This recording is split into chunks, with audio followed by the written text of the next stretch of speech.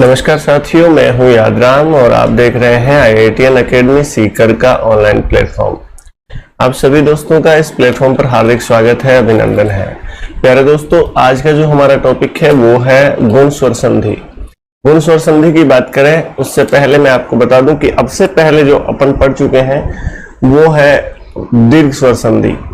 यानी हम संधि का टॉपिक पढ़ रहे हैं और संधि के टॉपिक में हमने संधि को तीन भागों में बांटा, मुख्यतः तीन भागों में बांटा: स्वर संधि, व्यंजन संधि और विसर्ग संधि। अब इनमें से हमने स्वर संधि की चर्चा की और स्वर संधि में जो स्वर संधि के 5 भेद हमने माने हैं उनमें से दीर्घ स्वर संधि, गुण स्वर संधि, वृद्धि स्वर संधि, यण स्वर संधि और आपकी अयादी संधि। अब सबसे पहले दीर्घ स्वर संधि की हम चर्चा कर चुके हैं, तो आज का जो हमारा टॉपिक है वो है हमारा गुण स्वर संधि का।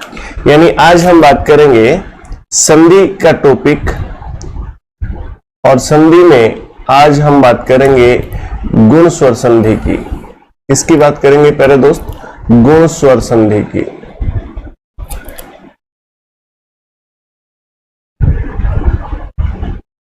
बहुत ही कॉमन बात है।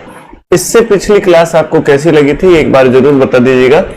फिर आज का जो हमारा टॉपिक रहेगा वो रहेगा गुण स्वर संधि का। गुण स्वर संधि में किस प्रकार से नियम लागू होते हैं उनकी हम चर्चा कर लेते हैं। देखो, स्वर संधि में पूरी की पूरी स्वर संधि में हमें दोनों तरफ स्वर का ही मेल कराना है। मेन बात यह है कि दोनों तरफ स्वर होने चाहिए, पद के पहले पद के आखिरी वर्ण में और दूसरे पद के या द्वितीय पद के प्रथम वर्ण में स्वर दिखाई देना चाहिए। अगर वहां पर स्वर है तो यकीन मानिए वो स्वर संधि का उदाहरण है।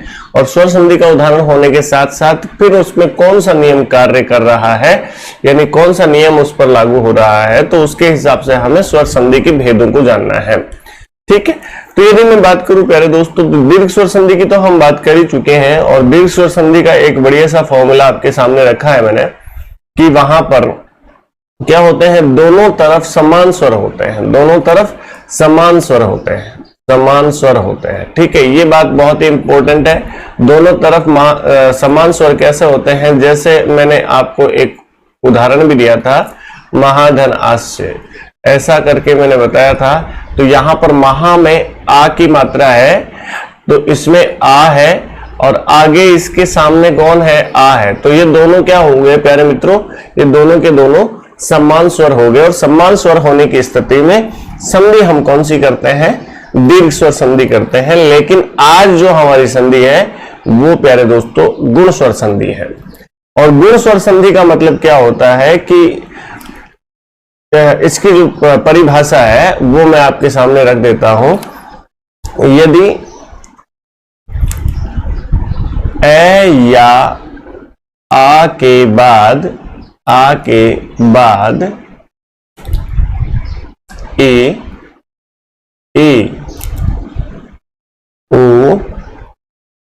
उ तथा रे आए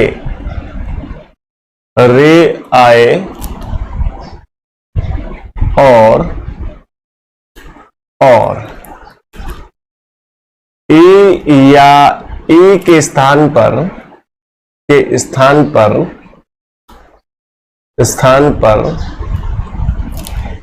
क्या हो जाता है? ए हो जाता है। उ या उ के स्थान पर क्या हो जाता है प्यारे मित्रों? ओ हो जाता है। वे रे के स्थान पर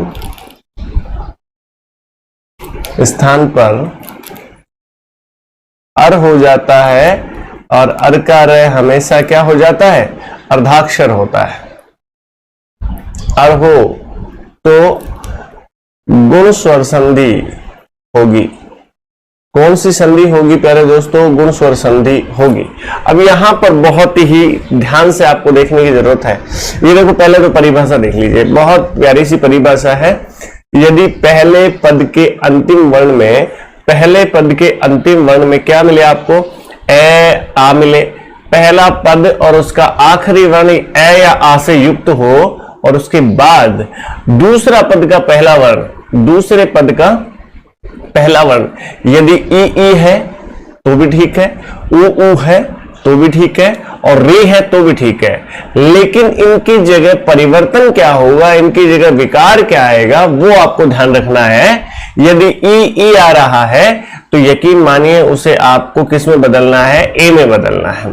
अगर ऊ आ रहा है तो उसे आपको ओ में परिवर्तित कर देना है, और अगर री आ रहा है तो उसको आपको अर में परिवर्तित कर देना है।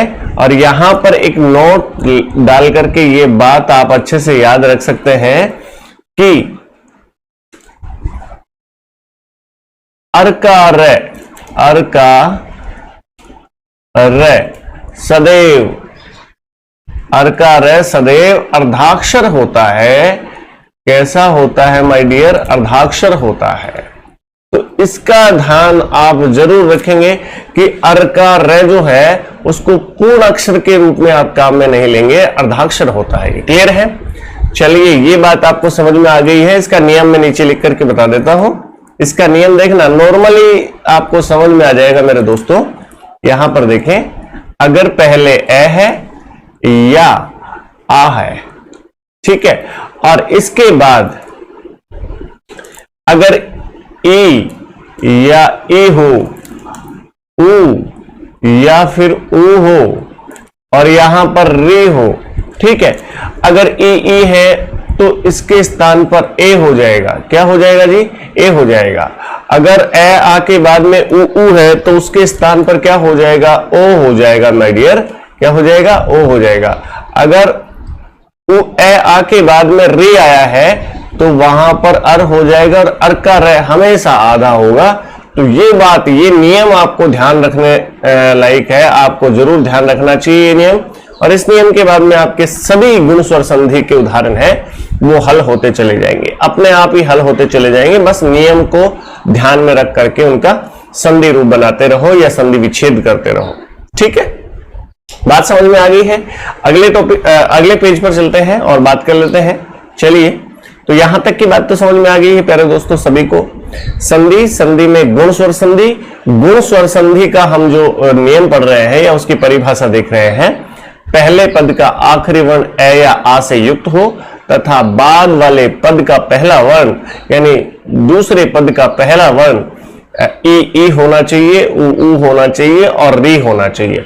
अगर ई है तो वहां पर ए हो जाएगा, अगर ऊ है तो वहां पर ओ हो जाएगा, अगर रे है तो वहां पर अर हो जाएगा। क्लियर है प्यारे दोस्तों? चलिए देखो, अब बढ़ते हैं हम आगे। तो पहले मैं नियम लिख देता हूं ताकि आपको कोई परेशानी का सामना नहीं करना पड़े। पहले तो हम हमारी संधि का नाम लिख लेते हैं, गुण स्वर संधि। ठीक है, कोई दिक्कत नहीं है, गुण स्वर संधि। अब यहां पर देखें हमारा नियम क्या कहता है।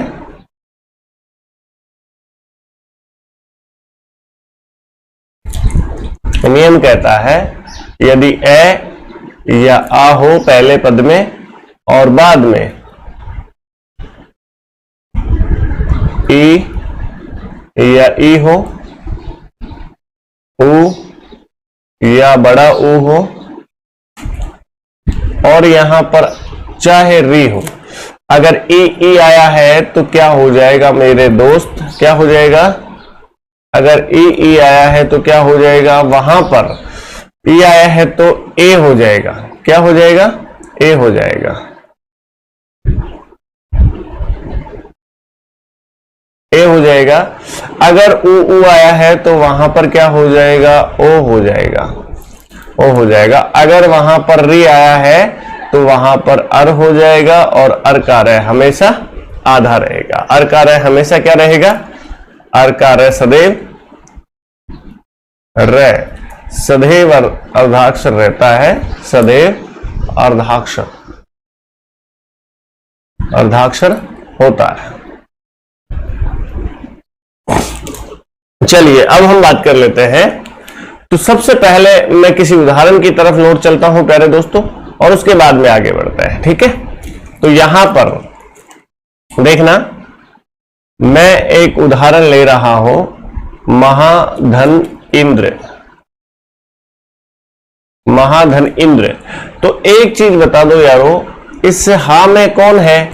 आ है। हा में कौन है? आ है। और आगे अगर मैं बात करूं तो कौन है? ई है। तो बताओ इन दोनों का क्या बनेगा? ई का क्या बनेगा प्यारे दोस्तों? ए बनेगा। क्या बनेगा? ए बनेगा। और इस आ का है वो क्या हो जाएगा? विलोपन हो जाएगा। मतलब आ और ई से मिलकर कह सकते हो आप किसका निर्माण होता है? ए का निर्माण होता है। किसका निर्माण होता है? ए का निर्माण होता है। जहां से ये आ निकाला है वहां ये लगा देना है बस, और कुछ नहीं करना। तो देख लीजिएगा, अगर मैं इसका संधि रूप बना दूं तो इसका संधि रूप बनकर के तैयार हो जाएगा महेंद्र। क्या बनकर तैयार हो जाएगा प्यारे दोस्तों? महेंद्र। ठीक है, कोई दिक्कत ही नहीं है। मेरे हिसाब से कोई दिक्कत नहीं होना चाहिए, आपको बिल्कुल एकदम अच्छे से समझ में आ जाना चाहिए। ठीक है, अगर मैं बात करूं आगे तो एक उदाहरण और ले लेते हैं। ये बढ़िया से एग्जाम्पल है प्यारे दोस्तों आपके लिए, गुण स्वर संधि के बढ़िया बढ़िया एग्जाम्पल आपके लिए आ रहे हैं। अगर मैं बात करूं आपके लिए, ये है मृग और मृग के बाद में है इंद्र। मृग और मृग के बाद में क्या है? इंद्र। तो एक बात बता दो यारो, इस मृग में कौन है ये बताओ? मृग में इस ग में कौन है? ए है। इसमें कौन है? ए है। और ए के बाद में कौन है? ई है। अगर ए और ई मिलते हैं तो क्या बनता है? ए बनता है। तो देखो मैं इसको ऐसे कैसे लिख रहा हूं, मृग का मृ लिख दिया मैंने। अब ग में से ए निकाला तो ग बेचारा कैसा बचा? आधा बचा। आधा के लिए मैं हलंत कर देता हूं उसे, लेकिन इसके आगे क्या है? इसके आगे क्या है? ए है। तो ये ए की मात्रा लगा दूं मैं तो इसमें से ये हलंत हट जाएगा, हलंत हट जाएगा और मृगे हो जाएगा। और आगे इंद्र बचा है तो इंद्र लिख दिया हमने और बनकर तैयार हुआ आपका मृगेंद्र। क्या बनकर तैयार हुआ प्यारे दोस्तों? मृगेंद्र। कोई दिक्कत है क्या बताओ? कितना आसान है ना, बहुत आसान है भाई, बहुत ज्यादा आसान है। गुण स्वर संधि पढ़ना या पूरी की पूरी संधि पढ़ना ही बहुत आसान है। क्लियर है? चलिए, तो ये बात समझ में आ गई होगी सभी बंदों को। ये बहुत इंपॉर्टेंट सी बात है। ठीक है, चलिए आगे बढ़ते हैं और आगे बढ़कर हम पता करते हैं कि और कौन कौन से इसके खास उदाहरण हो सकते हैं। तो यहां पर देखिए, सुर धन इंद्र, सुर धन इंद्र, ये लो वही हो जाएगा। सु का सु लिख देंगे, र में से ए निकाला तो र आधा हो जाएगा, लेकिन इसका क्या बना था? ए बना था। र के हलंत कर देता हूं, ए बना था। इस ए को भी काम में ले लिया और इस र वाले ए को भी काम में ले लिया, ए बन गया। और फिर आगे अंद्र बचा है तो अंद्र हमने लिख दिया है। अब कुछ नहीं करना है, इसको जोड़ देना है, इस पूरे शब्द को जोड़ देना है। तो क्या बनकर तैयार हो जाएगा दोस्तों? सुरेंद्र बनकर तैयार हो जाएगा। और ये बिल्कुल सही उत्तर है। ठीक है, ये बिल्कुल सही जवाब है, हम ठीक जा रहे हैं। ठीक है, चलिए आगे बढ़ते हैं और उदाहरण ले लेते हैं। गण धन ईश। अब देखो बड़ी ई आई है, इस बार क्या आया है? बड़ी ई आई है। तो अब यहां पर देखना, इस अणय में कौन है? इस अणय में कौन है प्यारे दोस्त? इस अणय में है आपका, इस अणय में कौन है? ए है। और ए के बाद में कौन है? ई है, बड़ी वाली ई है। अगर ए और ई को मिला दिया जाए तो किसका निर्माण होगा? ए का निर्माण होगा। देखो मैं केवल यहां पर ग लिख रहा हूं, अणय आधा लिख रहा हूं, क्योंकि इसमें से हमने ए बाहर निकाल लिया और ए बाहर निकाल लिया और यहां पर ई हमने ले लिया है। ए और ई दोनों को मिलाकर के क्या किसका निर्माण हुआ? ए का निर्माण हुआ। और इसके बाद में हमारे पास में बचा है से। अब इसको जोड़ देना और कुछ नहीं करना है।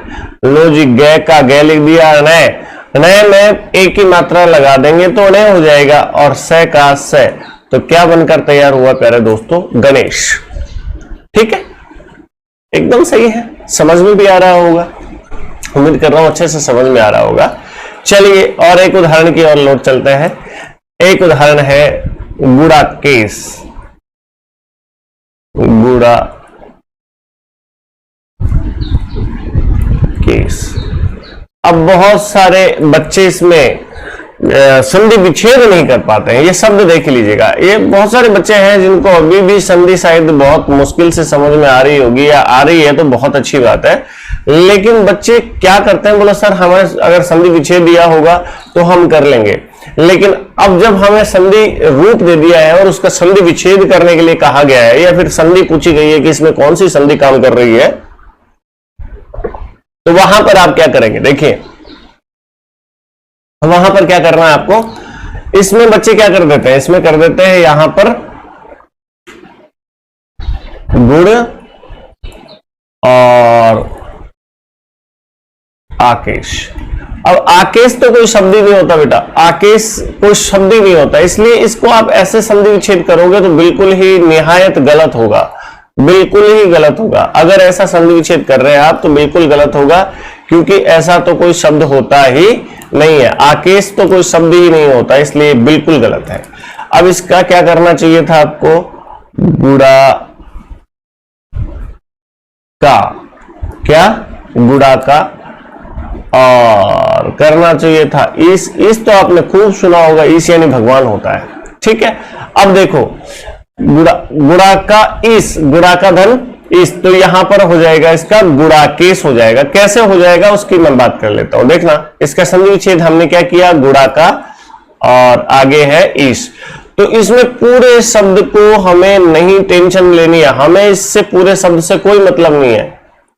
ये गुड़ा ऐसे कैसे लिख दिया हमने, इस लास्ट वाले वर्ण में कौन है ये बताओ, आ है, तो यहां पर क लिख दिया, आ को बाहर निकाल लेते हैं एक बार हम, और आ को बाहर निकालते ही क बेचारा आधा बचा, ये लो जी आ हमने बाहर निकाल लिया।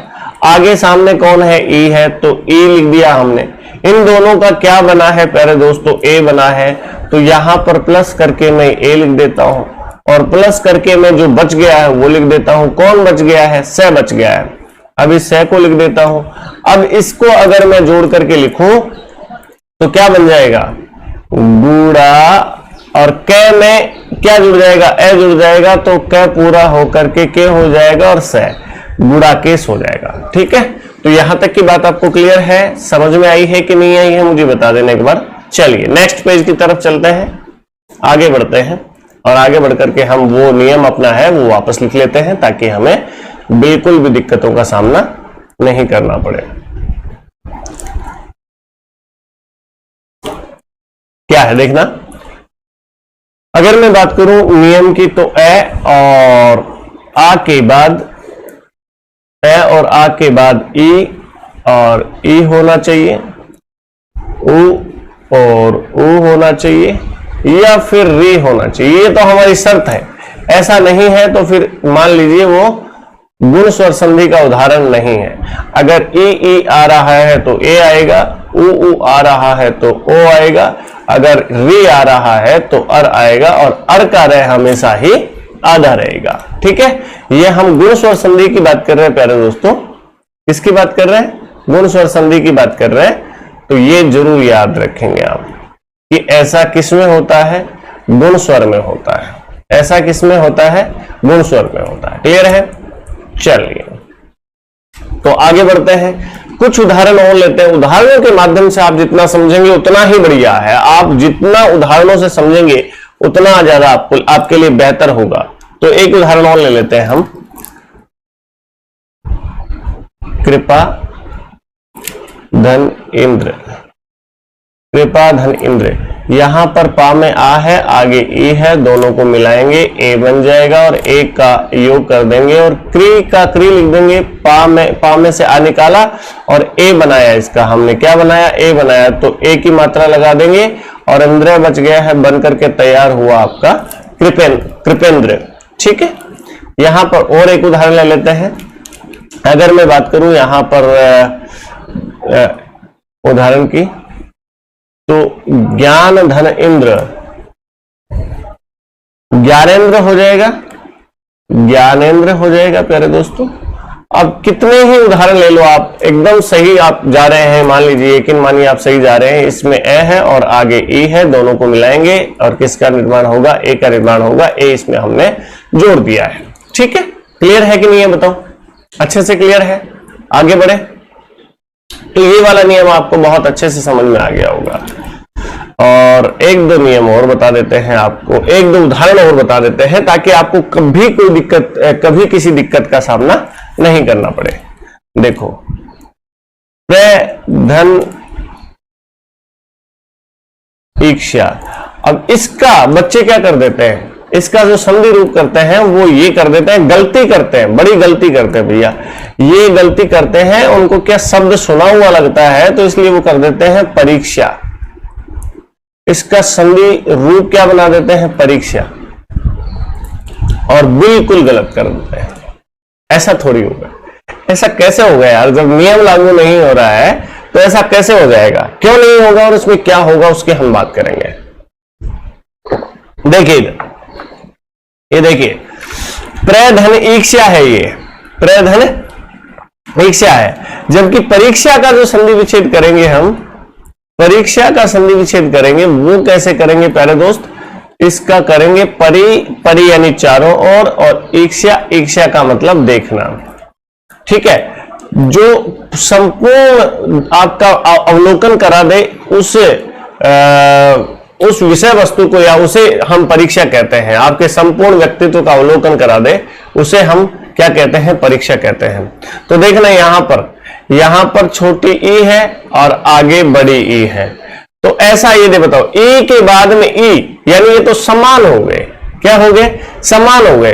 और समान तो किसमें होते हैं, समान किसमें होते हैं, समान होते हैं दीर्घ स्वर संधि, दीर्घ स्वर में। जबकि हमें ये थोड़ी करना है, ये बिल्कुल नहीं करना है। ठीक है, ये कैसे कर लेंगे, ये तो दीर्घ स्वर संधि में होता है, इसके बाद में इसका दीर्घ रूप हो जाता है, और री छोटी थी अब क्या हो जाएगी, बड़ी हो जाएगी, और अक्षा परीक्षा ऐसे हो जाएगा। जबकि ऐसा नहीं है, ऐसा नहीं करना है हम। ठीक है, इसका जो संधि रूप होगा वो क्या होगा उसकी बात कर रहे हैं। अब बताओ प्र में कौन है, इसमें पहले तो ये बताओ कि प आधा है कि रे आधा है। बहुत सारे बच्चे तो यही नहीं पता कर पाते हैं कि इसमें प आधा है कि रे आधा है।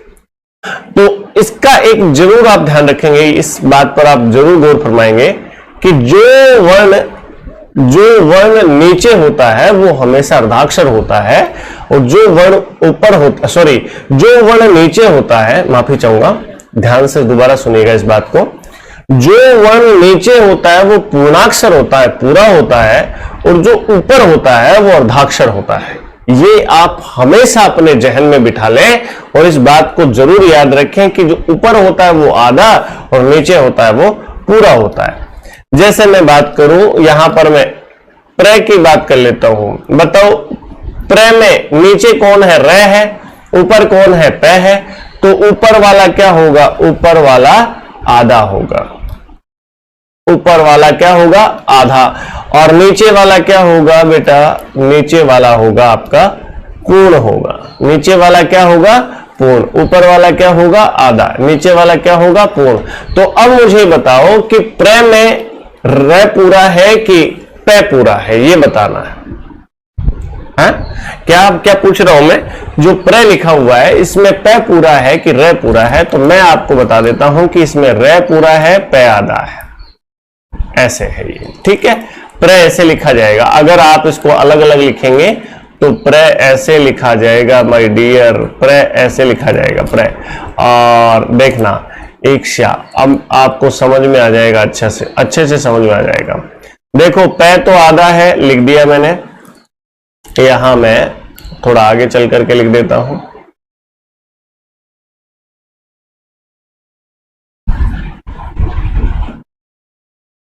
देखो अगर मैं परीक्षा की बात करूं तो यहां पर क्या होगा प्यारे दोस्तों, प आधा है, र पूरा है और आगे ईक्षा है। अब इसमें से हमें क्या करना है, प को तो प ही रखना है, इस र में से भी हमें ए निकाल लेना है, ए निकाल लिया तो ये आधा हो गया और आगे ई चला गया और आगे क्षा बचा है, तो ऐसे लिख दिया हमने। इसमें से क्या निकाला था हमने, ए निकाला था, आगे क्या था, ई था, दोनों से मिलकर क्या बनता है, ए बनता है, दोनों से मिलकर क्या बनता है, ए बनता है। तो अब इसका जो रूप होगा वो क्या होगा, प का आधा र पूरा होगा, लेकिन इस पर मात्रा किसकी होगी, एक ई, और यहां पर क्या बचा हुआ है, क्ष बचा हुआ। अब परीक्षा ऐसा लिखा हुआ आपने आज तक तो देखा नहीं होगा। जब पहला वर्ण अधूरा हो, पहला वर्ण अर्धाक्षर हो, तो आगे वाला वर्ण उसके नीचे उससे जुड़ा हुआ होता है। तो यहां पर अब हम क्या कर देते हैं, पै पे र लगा देते हैं और आगे क्ष लिख देते हैं और बनकर तैयार हुआ प्यारे दोस्तों परीक्षा। बिल्कुल अच्छे से आपको समझ में आ गया होगा। ठीक है, एक उदाहरण और फिर आगे बढ़ते हैं अगले नियम की तरफ। तो ये तो ई वाले उदाहरण चल रहे हैं। ठीक है,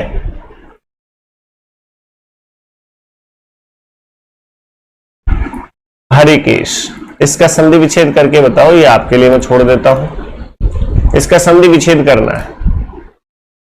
चलिए नेक्स्ट नियम हमेशा अपने दिमाग में रखेंगे। ए आ होना चाहिए, बाद में ई हो सकता है, उ हो सकता है, री हो सकता है, और ई हो तो ए होगा, उ होगा तो ओ होगा, री होगा तो अर होगा, अर का रे हमेशा अर्धाक्षर होगा। अर का रे हमेशा क्या होगा, अर्धाक्षर होगा। अर का रे हमेशा अर्धाक्षर होगा। अब मैं बात कर रहा था किसकी प्यारे दोस्तों, यहां पर अगर मैं बात करूं तो हरिकेश की बात कर रहा था मैं। किसकी बात कर रहा था, हरिकेश। हरिकेश, अब हरिकेश का संधि विच्छेद करके देखो एक बार। हरिकेश का क्या करना है, संधि विच्छेद करना है। देखो कुछ बच्चे क्या कर देते हैं, हरि और केश ऐसा कर देते हैं। तो एक चीज बता दो मुझे, इसको और इसको जोड़ने पर, इसको जोड़ने पर कोई नया परिवर्तन हुआ क्या, कोई विकार आया क्या? शब्द में अगर विकार नहीं आ रहा है, उच्चारण में अगर विकार नहीं आ रहा है, तो यकीन मानिए वहां पर संधि नहीं हो सकती। तो ये कोई संधि नहीं क्या ऐसे? फिर ऐसे अगर संधि विच्छेद करोगे आप, अगर ऐसे आपने संधि विच्छेद कर दिया, हरि केश का संधि विच्छेद हरि धन केश कर दिया, तो इसमें तो कोई विकार ही नहीं है। और विकार नहीं आया तो मेरे दोस्त ये हरि केश में संधि कैसे हो सकती है? अब संधि हो ही नहीं फिर तो, जबकि इसमें पूछ रहा है कि इसमें संधि विच्छेद बताओ, संधि करो, संधि विच्छेद करो। देखिए मैं बता देता हूं, चलिए तो इसकी बात कर लेते हैं। और ये शब्द बहुत प्यारा सा शब्द है, इसकी बात हम कर लेते हैं दोस्तों। देखो इसका होगा हरिक, हरिक धन ईश। अब हो जाएगा इसका, देखना इस यहां पर है रे, इसको नहीं छेड़ना, कै को बदलने की कोशिश करना। कै में से अगर ए निकालो तो कै आधा बच जाएगा। आगे अगर सामने ई रखा हुआ तो ई लिख दिया मैंने, और आगे से लिख दिया मैंने। अब इस ए और ई का क्या बना है, ए बना है। ये ए की मात्रा में कहां लगा दूं प्यारे दोस्त, जहां से मैंने निकाली है ना, ए निकाला जहां से, कहां से निकाला, कै में से निकाला, तो वो कहां जोड़ दूं मैं? तो ये वाला ए बन गया, और ये वाला ए किस में जुड़ जाएगा, कै में जुड़ जाएगा। तो देखो कै का क्या हो जाएगा, के हो जाएगा, और बनकर तैयार हुआ हरिकेश। हरिकेश, ठीक है प्यारे दोस्तों, बिल्कुल समझ गए होंगे आप। चलिए अगले नियम की ओर लौट चलते हैं। देखो उदाहरण जितने पढ़ोगे आप उतना ही ज्यादा बेहतर आपके लिए होगा। जितने ज्यादा उदाहरण पढ़ते जाओगे, जितने ज्यादा उदाहरण पढ़ते जाओगे, उतना ही आपके लिए फायदेमंद होगा। चलिए अगले नियम की ओर लौट चलते हैं हम। तो अगले नियम की ओर बात कर लेते हैं। देखो अब तक ए और आ के बाद हम क्या पढ़ रहे थे, केवल ई और ई वाला पढ़ रहे थे, ई वाला पढ़ रहे थे। और यहां पर अगर ऐसा हो रहा था तो आगे परिणाम क्या निकल रहा था, ए। तो ये नियम नंबर फर्स्ट कह सकते हैं आप इसको। अगर मैं नियम नंबर 2 की बात करूं तो यहां पर नियम नंबर 2 इसमें क्या होगा, ए या आ होना चाहिए पहले, और उसके बाद में उ और या फिर उ होना चाहिए। अगर ऐसा होता है तो परिणाम क्या निकलना चाहिए, ओ निकलना चाहिए प्यारे दोस्तों। परिणाम ओ निकलना चाहिए, परिणाम ओ निकलना चाहिए। ठीक, तो इसके बहुत सारे उदाहरण हमें लेने हैं अब। ठीक है, चलो आ जाओ। अगर मैं यहां पर इसकी बात कर रहा हूं तो इसके उदाहरण अब हम देख लेते हैं, एग्जाम्पल ले लेते हैं कुछ। अब एग्जाम्पल में सबसे पहले और प्यारा जो एग्जाम्पल है उसकी अगर मैं बात करूं आपके सामने, तो ये बहुत ही अच्छा सा एग्जाम्पल है, महाधन उत्सव। उत्सव पहले तो नियम पे जाओ, ए या आ में से कोई सा एक आ रहा है क्या? आ रहा है। ऊ में से कोई सा एक आ रहा है? आ रहा है। ठीक है, तो यहां पर तो आ है और आगे ऊ है, आगे क्या है? ऊ है। अगर आ और ऊ को मिलाओगे प्यारे दोस्तों तो क्या बन जाएगा? ओ बन जाएगा। बस जहां से आ निकाला है वहां पर ओ प्रयोगित कर देना है और आपका उत्तर सही हो जाएगा। चलो मैं का मैं लिख देते हैं। अब है में से आ निकाला तो है कैसा बचेगा? आधा। लेकिन इसमें कौन जोड़ देते हैं? ओ जोड़ देते हैं और आगे तसव का तसव और बन करके तैयार हुआ महोत्सव। संधि कौन सी है? गुण संधि है। कौन सी संधि है प्यारे दोस्तों? गुण स्वर संधि काम कर रही है। बिल्कुल निशंक है ना, निशक आपको बिल्कुल निश्चित होकर के ये इसमें गुण संधि करनी है, कोई दिक्कत वाली बात नहीं होगी। ठीक है, आगे देख लेते हैं और एक उदाहरण बढ़िया सा, महाधन उदय। ठीक है, अब यहां पर क्या करना है? इस हा में कौन है? आ है। आगे कौन है? ऊ है। अगर आ और ऊ दोनों मिलते हैं तो क्या बनता है? ओ बनता है। और यहां पर अगर मैं संधि रूप बनाऊं इसका तो मैं है और आगे मात्रा हो की, ओ की, तो ओ की मात्रा लगाते है का हो गया, महो और दय हो गया है और ये बनकर के तैयार हुआ है महोदय। ठीक, कौन सी संधि कार्य कर रही है? गुण स्वर संधि कार्य कर रही है। एक और उदाहरण, जन धन उत्सव। जन धन उत्सव, तो इसका क्या हो जाएगा? जन्मोत्सव। जन्मोत्सव हो जाएगा। जन्मोत्सव क्यों हुआ? देखो यहां पर मैं में कौन है? ए है। ए के बाद में कौन है? ऊ है। और ए और ऊ दोनों मिलकर क्या बनाते हैं? ओ बनाते हैं। ये ओ मैंने कहां लगा दिया? जहां से ए निकाला था। कहां से निकाला था? ए निकाला था मैंने मैं से, तो यहां पर मैं में मैंने क्या जोड़ दिया है? ओ जोड़ दिया है, तो बनकर के तैयार हुआ जन्मोत्सव। ठीक, अगर और आगे की बात करें तो यहां पर ग्राम धन उद्योग। ग्राम धन उद्योग, तो यहां पर ग्राम धन उद्योग का क्या करेंगे? ग्रा का तो ग्रा ही लिख देंगे और फिर ग्रा का ग्रा लिखने के बाद में से मैं ए निकालूंगा प्यारे दोस्त। ए निकाल लिया मैंने, यहां से ए निकाला है और आगे कौन है? ऊ है, तो उद्योग बच गया। फिर उद्योग बच गया, लेकिन इस ए और ऊ से मिलकर के किसका निर्माण हुआ था? ओ का निर्माण हुआ था। ये मात्रा में कहां लगा दूं? मैं लगा दूं, तो बनकर के तैयार हुआ ग्रामोद्योग। क्या बनकर के तैयार हुआ प्यारे दोस्तों? ग्रामोद्योग। क्लियर है? अगर आगे मैं बात करूं, मरणोपरांत, ये उदाहरण मैंने जब संधि पढ़ा रहा था, स्टार्ट की थी हमने, तब भी लिया था। और इसमें देखना मरण, मरण। अब इस न में कौन है? ए है। और आगे कौन है? देखो चलो मैं इसका संधि विच्छेद करके बता देता हूं आपको।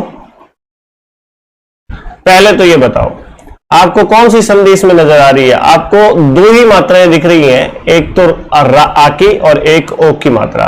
तो यहां पे इसका तो ये नहीं होगा, इसका संधि विच्छेद ये तो नहीं कर सकते आपकी मरणोपर धन अंत, मरणोपर धन अंत, ये तो नहीं कर सकते, तो ये तो गलत हो जाएगा। तो आपको संधि यहां से अलग अलग करनी है, विच्छेद करना है तो यहां से करना है। ठीक है, ओ की मात्रा दिख रही है। ओ की मात्रा किस में दिखती है प्यारे दोस्तों? गुण में दिखती है। आपको किस में दिखती है? गुण स्वर संधि में दिखती है। अगर गुण स्वर संधि में ओ की मात्रा दिख रही है आपको, तो इसका कैसे करेंगे आप? विच्छेद कैसे करेंगे? तो मैं रह तो यहां तक तो लिख दिया आपने। अब यहां पर ही तो दिक्कत है कि इस ओ को क्या किस में बनाया हम। तो देखो ये ओ किस किस से मिलकर बना होता है? या तो ए या आ होना चाहिए पहले और फिर बाद में ऊ या ऊ होना चाहिए। तो मरना तो होता नहीं है, तो मरण कर देते हैं। मरण तो होता है, सुना आपने, मरण, और आगे क्या आना चाहिए, उपरांत आना चाहिए। तो उपरांत में ऊ कौन सा आता है, छोटा आता है, तो उपरांत हो गया। तो यहां पर यह संधि विच्छेद हो गया इसका, मरण धन उपरांत। अब देखना इसका संधि रूप बना करके दिखा देता हूं। इस न में कौन है, ए है, और अगर मैं बाद में बात करूं तो आगे कौन है, ऊ है। इन दोनों का क्या बनता है, ओ बनता है। अब इस देखो जो ये आपका पूरा का पूरा पद है, इसमें यहां से लेकर के यहां से लेकर के यहां तक बिल्कुल चेंज नहीं करना, और इसमें यहां से लेकर के यहां से लेकर बिल्कुल भी बदलाव नहीं करना। तो मैं यहां पर लिख देता हूं मैं रे और पैरांत, ये तो मैंने लिख दिया ऐसा का ऐसा, ठीक है। अब बदलाव कहां करना है, अनय में करना है। अनय में से हमने ए निकाल लिया तो अनय बेचारा आधा, अनय कैसा बचा, आधा बचा। अब आधा बचा है, लेकिन ए और ऊ मिलकर के इन दोनों को हमने यदि मिला दिया तो इनका निर्माण, इनके मिलने से किसका निर्माण हुआ, कौन बना, ओ बना। तो ये मात्रा में कहां पर लगा दूं, यहां पर लगा दूं, तो यहां पर बन गया मरणोपरांत। राइट, क्लियर, अच्छे से समझ में आ गया होगा, बिल्कुल अच्छे से समझ लेना चाहिए प्यारे दोस्तों। देखो इससे ज्यादा बेहतर आपके सामने कुछ नहीं हो सकता कि आपको एक एक चीज को खोल करके बताया जा रहा है। और जो गुण संधि का जो ये नियम है, इस नियम के बाहर जाकर के कुछ भी नहीं करना आपको। नियम के अलावा आप कुछ भी नहीं करेंगे, नियम के अलावा जाकर के कुछ करेंगे तो बिल्कुल भी आपका वो जो उदाहरण है वो ठीक नहीं होगा, ठीक है। तो और कितने ही उदाहरण ले सकते हैं, मेरे हिसाब से कितने भी उदाहरण ले लो। नियम हमारा जो चल रहा है वो ए आ के बाद कौन आना चाहिए, ऊ आना चाहिए या फिर ऊ आना चाहिए। और ऊ आता है तो फिर क्या होना चाहिए, इसका ओ होना चाहिए। बस ये नियम चल रहा है। तो मैं ले लेता हूं चरण धन उदक, ठीक, चरण धन उदक, उत्तम धन उत्तम,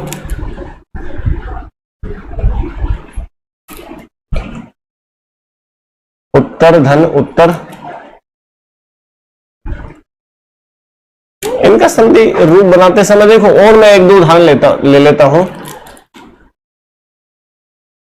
मानव धन इंद्र,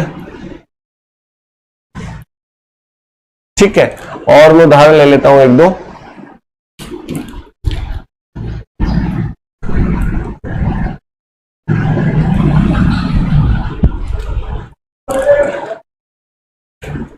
पर धन उपकार, ठीक है। और एक दो उदाहरण ले लेते हैं अपन। लंब धन उदर,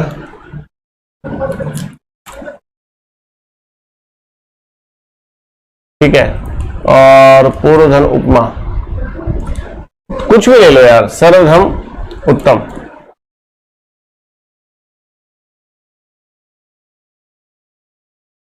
उत्तम।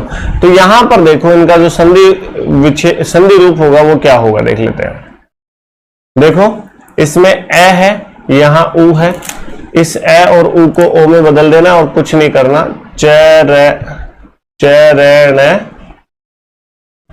चरणो दक,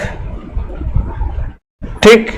अगर मैं बात करूं उत्तमोत्तम की तो ऊ तय मैं, इस मैं को मो में बदल दो क्योंकि आगे ऊ है तो मो, और आगे वास्त जो लिखा हुआ है वो का वो लिख दो उत्तमोत्तम, यानी उत्तम से भी उत्तम, ठीक है। ये वैसा ही है जैसे उत्तमोत्तम था, उत्तर का उत्तरो हो जाएगा और तर हो जाएगा, उत्तरोत्तर, ठीक, कोई समस्या नहीं है। यहां पर मानव है तो मानव लिख दिया, लेकिन आगे कौन है, ई है, तो ई आने के योग में ए होता है ना कि ओ होता है। मानवेंद्र होगा, मानवोंद्र नहीं हो जाएगा, याद रखना। ये बीच में मैंने ए वाला उदाहरण ले लिया है, ठीक है। चलिए आगे, पर रे के बाद में ए के बाद में ऊ है तो रे का क्या हो जाएगा, ओ हो जाएगा, पकार हो जाएगा, परोपकार, ठीक है। और आगे यदि मैं बात करूं लंब, लंब में ए है और ब में ए है और आगे ऊ है तो ऊ के योग से क्या बनता है, ओ बनता है, और दर का दर लिखा जाएगा, लंबोदर बनकर के तैयार हो जाएगा। और यहां पर यदि मैं बात करूं तो सर्व, सर्व में व में कौन है, ए है, और यहां पर अगर मैं आगे ऊ की बात करूं तो ओ की मात्रा लग जाएगी और सर्वोत्तम हो जाएगा। बिल्कुल सर्वोत्तम, बिल्कुल ठीक है। तो ये उदाहरण आपके लिए बिल्कुल ही इंपॉर्टेंट उदाहरण है और समझ में भी आ गए होंगे, बहुत अच्छे से समझ में आ गए होंगे।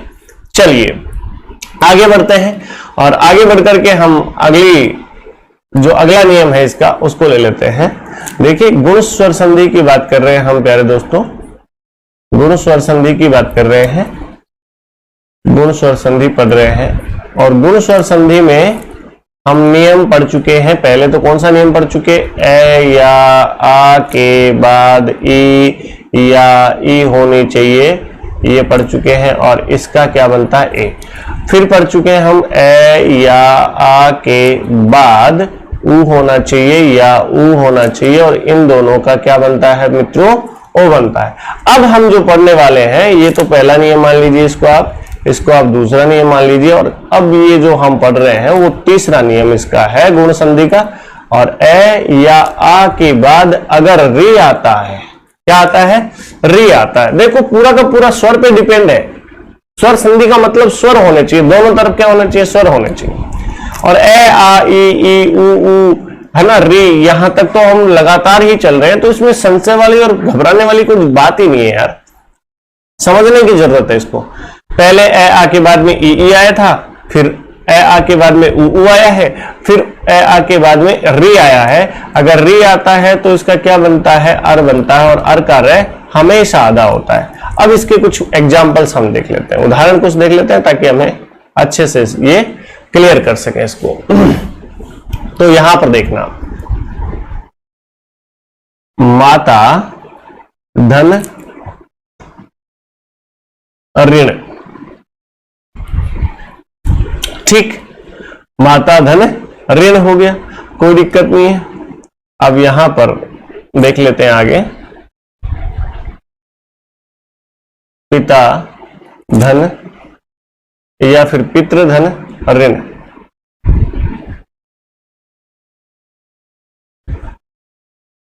ये माता नहीं होगा बेटा, माता तो देखो आप एक बात, तो माता तो तद्भव है ना, तो यहां पर होगा मातृ, सॉरी,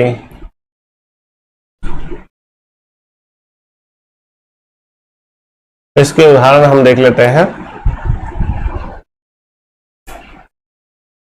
जैसे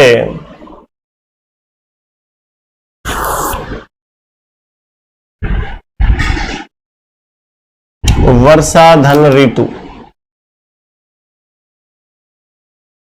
ठीक है। अगला उदाहरण है ग्रीष्म धन ऋतु,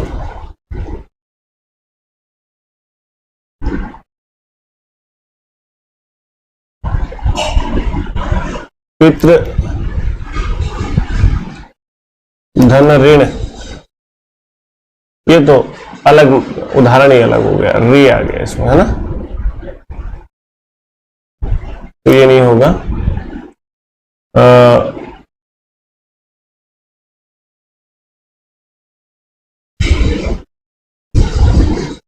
ग्रीष्म ऋतु हो गया, वर्षा ऋतु हो गया, और आपका और एक दो उदाहरण देख लेते हैं पहले दोस्तों हम, जो इससे संबंधित है।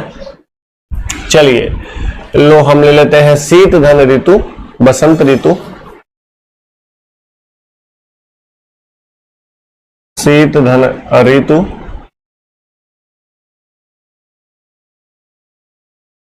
बसंत धन ऋतु, ठीक है। सप्त धन ऋषि, सप्त धन ऋषि, महा धन ऋषि, ठीक है।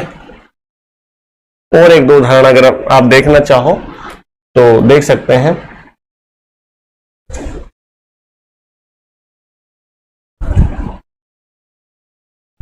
ये बढ़िया सा उदाहरण है, ये और देख लें आप, ठीक है। राजा धन ऋषि, जो राजा भी है और ऋषि भी है, दोनों के गुण रखने वाला व्यक्ति राज ऋषि कहलाता है। अब इसका जो हम संधि रूप करेंगे उसको हम देख करके चलते हैं कि कैसे इनका संधि रूप होगा। तो प्यारे दोस्तों यहां पर सबसे पहले हम वर्षा ऋतु को लेते हैं, देखो और देखना, अच्छे से देखना, तभी जाकर के ये गुण स्वर संधि का ये तीसरा नियम आपको समझ में आएगा। देखो इसमें बदलाव करना है और एक इसमें बदलाव करना है, बाकी ऐसा का ऐसा लिख देना है। लो मैं लिख देता हूं, वह का वह लिख दिया मैंने और तू का तू लिख दिया मैंने, लिखा हुआ है जैसा का जैसा हमने लिख दिया। ये वाला और ये वाला हमने ऐसे कैसे उतार दिया है, केवल इसमें बदलाव करना है और केवल इसमें बदलाव करना है। अब पहले तो हमें एक चीज समझ में आनी चाहिए कि इसमें वर्षा में र पूरा है या स पूरा है। सा मात्रा किसके साथ बोली जा रही है, किसके साथ उच्चारित हो रही है, स के साथ में। तो इसका मतलब ये हुआ कि र भी आधा है, इसलिए इसको मैं ऐसे कैसे लिख देता हूं, बेचारे इसकी कोई गलती नहीं है। ठीक है, इसको मैंने लिख दिया। अब सा में से मैं क्या निकाल लूं दोस्तों, आ निकाल लूं। सा में से क्या निकाल लिया मैंने, आ निकाल लिया। और आगे क्या है, री है। आगे क्या है, री है। इन दोनों का क्या बनता है, अर बनता है। लेकिन अर का रे क्या होता है, आधा होता है। अर का रे क्या होता है, आधा होता है। ठीक है, तो यहां पर देखना, इसको स में से अगर मैं आ निकालूंगा तो स कैसा बचेगा बच्चों, आधा बचेगा। लेकिन इस आधे स में अगर मैं क्या मिला दूं, ए मिला दूं तो स पूरा हो जाएगा। आगे कौन है, आधा र है। अब आधे र के बाद में अगर कोई स्वर होता तो क्या कर देते, इसको हम पूर्ण कर देते, पूरा बना देते। लेकिन इसके सामने कोई स्वर ना होकर के आगे क्या है, व्यंजन है, तो ये आधा ऊपर चला जाता है। आपको बता रखा है मैंने कि आधा ऊपर रहेगा। तो बनकर के तैयार हुआ है क्या, वर्षर्तु बनकर के तैयार हुआ है। ये शब्द आपने आज तक चाहे सुना है या नहीं सुना है, लेकिन सही इसका जो संधि रूप है या सही शुद्ध रूप है वो वर्षर्तु होता है मेरे प्यारे दोस्तों। तो यहां पर ध्यान रखने वाली बात यह है कि शब्द चाहे आपका सुना हुआ है नहीं सुना हुआ है, नियम के अकॉर्डिंग जो हो रहा है वही सत्य है, वही शुद्ध है। ठीक है, और वही सही है, इसमें कोई दो राय नहीं है। ये कर लिया आपने, चलिए आगे बढ़ते हैं। तो यहां तक की बात आपको समझ में आ गई होगी कि कैसे वर्षर्तु बना है इसका, वर्षा ऋतु का कैसे वर्षर्तु हमने बनाया है वो देख लिया होगा आपने। अब यहां पर देख रहे हैं, देखो ग्री का ग्री से आधा है, लिख दिया, पहले ही लिख दो। मैं भी लिख देते हैं, लेकिन मैं में कौन है, ए है, ए निकाल लिया तो मैं कैसा बचा, आधा। अब देखो इसको मैं आराम से खुल करके लिख रहा हूं आपके सामने। आगे कौन है, री। इस री और ए का मिलकर क्या बना है प्यारे दोस्तों, अर। अर का रे कैसा है, आधा, तो यहां पर लिख देता हूं मैं अर। आगे बताओ, री को हमने काम में ले लिया तो आगे कौन बचा है, तू। तो ये देखो आप, ये इसको कुछ नहीं करना, आपको इसको जोड़ देना है, बस क्या करना है, जोड़ देना है। तो देखो कैसे जोड़ते हैं इसको, ग्री का ग्री लिख दिया मैंने, से का से लिख दिया, और मैं में इस मैं में अगर ये ए जुड़ जाए तो मैं क्या हो जाएगा, पूरा हो जाएगा, मैं पूरा हो गया। और ये रे कहां चला जाएगा, आगे रे आधा है तो ये कहां ऊपर जाएगा। अगर इसके आगे कोई स्वर होता तो ये इसमें जुड़ जाता स्वर, और नहीं है तो ये ऊपर चला जाएगा, और इसलिए यहां पर बनकर के तैयार हो गया ग्रीष्मर्तु। ग्रीष्मर्तु, और ग्रीष्मर्तु इसका सही जवाब है। क्लियर है, क्लियर है प्यारे दोस्तों। आगे बढ़ते हैं, ऐसे ही इसका हो जाएगा शीतर्तु, इसका हो जाएगा सप्तर्षि। क्या हो जाएगा प्यारे दोस्तों, सप्तर्षि। क्या बन जाएगा, सप्तर्षि, बिल्कुल ठीक है। ऐसे ही इसका बन जाएगा महर्षि। क्या बन जाएगा, महर्षि। ऐसे इसका बन जाएगा राजर्षि। राजर्षि। अब इसका राजर्षि क्यों है, ये लास्ट वाला मैं आपको समझा देता हूं, देखिएगा। यहां पे राजा है और यहां पे ऋषि लिखा हुआ है आपके सामने। तो अब देखो इसमें क्या करना है, इसमें से आ निकाल लेना है, और आगे कौन है, री है। इन दोनों का क्या बनता है प्यारे मित्रों, अर बनता है। अर का रे हमेशा ही क्या होता है, अर्धाक्षर होता है। अब इसको लिख देना, रे रा का रा लिखना, इसमें तो बदलाव ही नहीं करना। जा में से आ निकाल लिया तो जय कैसा बचा, आधा बचा। अब इस आ का और इस री का मिलकर के क्या बना था, अर बना था। अर लिख दिया मैंने, यहां पर लिख दिया। अब आगे कौन बचा है, री निकालने के बाद में तो सी बचा, तो सी मैंने यहां पर ऐसा कैसा लिख दिया। अब देखो रा का तो रा लिख देता हूं। अब जय में, इस जय में कौन मिला दूं, ए मिला दूं, सामने ए है ना, तो जय क्या हो जाएगा, पूरा हो जाएगा, जय पूरा हो गया। अब देखो आगे कौन है, रे है, रे कैसा है, आधा है, आधा रे है तो आधा तो ऊपर रहता है हमेशा, मैंने बताया था आपको।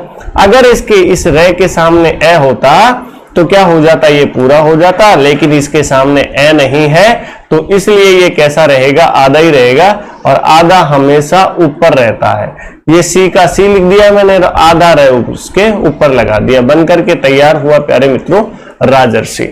तो आज इसी राजर्षि के साथ अपनी क्लास को पूरी करते हैं। आज की क्लास यहीं तक रहेगी। आज की गुण स्वर संधि आपको कैसे लगी है, किस तरह से आपको समझ में आई है और कितना समझ में आई है, ये भी हमें जरूर लिख करके बताएं। जितने ज्यादा उदाहरण इसके आप करोगे उतना ही ज्यादा बेहतर होगा। प्यारे दोस्तों, नियम के बाहर जाकर के आपको कुछ भी नहीं अप्लाई करना है, नियम के अकॉर्डिंग चलते रहना है। अगर नियम आपका सही लग रहा है तो वो जो शब्द है वो आपका कोई दुनिया की कोई ताकत गलत नहीं कर सकती, अगर उसमें नियम लग रहा है। ठीक है, तो नियम उसमें लगा करके आप जरूर ऐसे सोल्व करते रहे प्रश्नों को। गुण स्वर संधि में इससे बाहर कुछ भी नहीं है। दीर्घ स्वर संधि हमने पढ़ ली है, गुण स्वर संधि हमने पढ़ ली है। धीरे धीरे एक एक करके हम बहुत सारे उदाहरणों के साथ हम स्वर संधि का अध्ययन कर रहे हैं। आगे भी हम ऐसे ही अध्ययन करते रहेंगे। आज की क्लास से उम्मीद कर रहा हूं कि आपको बहुत सारी चीजें हैं वो बहुत अच्छे से समझ में आई होंगी। तो प्यारे दोस्तों, आज के लिए दीजिए इजाजत, आने वाली क्लास में फिर मुलाकात होगी। तब तक के लिए मुझे दीजिए इजाजत। जय हिंद, जय भारत, नमस्कार।